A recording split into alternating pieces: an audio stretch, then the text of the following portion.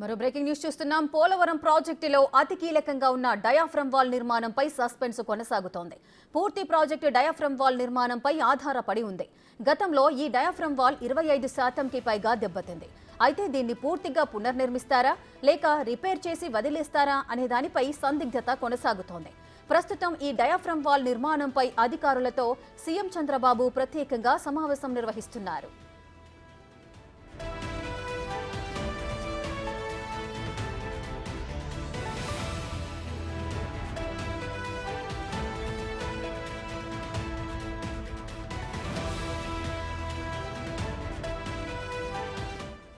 పోలవరం ప్రాజెక్టులో అతి కీలకంగా ఉన్న డయాఫ్రమ్ వాల్ నిర్మాణంపై సస్పెన్స్ అయితే కొనసాగుతోంది.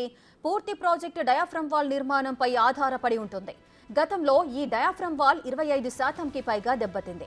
అయితే దీన్ని పూర్తిగా పునర్నిర్మిస్తారా లేక రిపేర్ చేసి వదిలేస్తారా అనే దానిపై సందిగ్ధత అయితే కొనసాగుతోంది. ప్రస్తుతం ఈ డయాఫ్రమ్ వాల్ నిర్మాణంపై అధికారులతో సీఎం చంద్రబాబు ప్రత్యేకంగా సమావేశం నిర్వహిస్తున్నారు.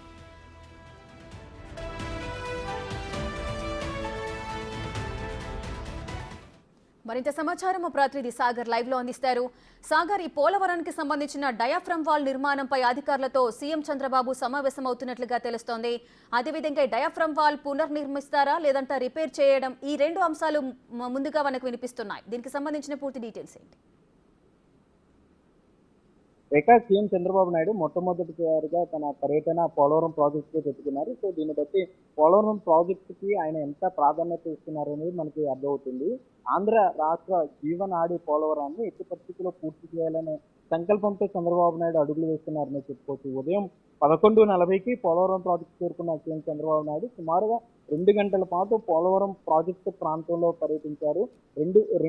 అక్కడ ప్రాజెక్టు ప్రాంతంలో అధికారులు ఏర్పాటు చేసినటువంటి ఫోటో గ్యాలరీలో ఆయన అక్కడ అధికారులను అడిగి తెలుసుకోవడం జరిగింది. నిర్మాణ పురోగతిని తెలుసుకోవడంతో పాటుగా లోయర్ అప్పర్ కాపర్ డ్యామ్ల దగ్గర దాంతోపాటుగా కుంగినటువంటి గైడ్ బండ్కి సంబంధించిన వివరాలను కూడా అధికారుల నుండి చంద్రబాబు నాయుడు అడిగి తెలుసుకునే ప్రయత్నం చేశారు. మరోపక్క ఈ రేడియల్ గేట్ల 48 గేట్లకు సంబంధించి వాటి పనితీరు ఏ విధంగా ఉంది అనే దాని మీద కూడా చంద్రబాబు నాయుడు ఆరా తీశారు. ఈ lower copper dam upper coffer dam మధ్యలో ఉన్నటువంటి డయాఫ్రామ్ వాళ్ళు 25% మేర దెబ్బతిందంటూ కూడా అధికారులు చంద్రబాబు నాయుడు దృష్టికి తీసుకెళ్ళినట్లుగా మనకి సమాచారం వచ్చింది. సో ఇప్పుడు ఈ డయాఫ్రామ్ వాళ్ళకి సంబంధించి మరమ్మతులు చేయాలా లేకపోతే దీన్ని పూర్తి స్థాయిలో మరలా తిరిగి నిర్మించాలంటే ఈ వ్యయ ప్రయాసాలు కానీ ఎంత టైం పడుతుంది అనే దాని మీద కూడా ఇప్పుడు ప్రజెంట్ పోలవరం ప్రాజెక్ట్ కాన్ఫరెన్స్ హాల్లో జరుగుతున్నటువంటి సమీక్ష సమావేశంలో అధికారుల నుండి పవర్ పాయింట్ ప్రజెంటేషన్ ద్వారా చంద్రబాబు నాయుడు తెలుసుకునే ప్రయత్నం చేస్తున్నారు. సో ఇప్పటి వరకు గత ప్రభుత్వ హయాంలో వైసీపీ ప్రభుత్వ హయాంలో పోలవరం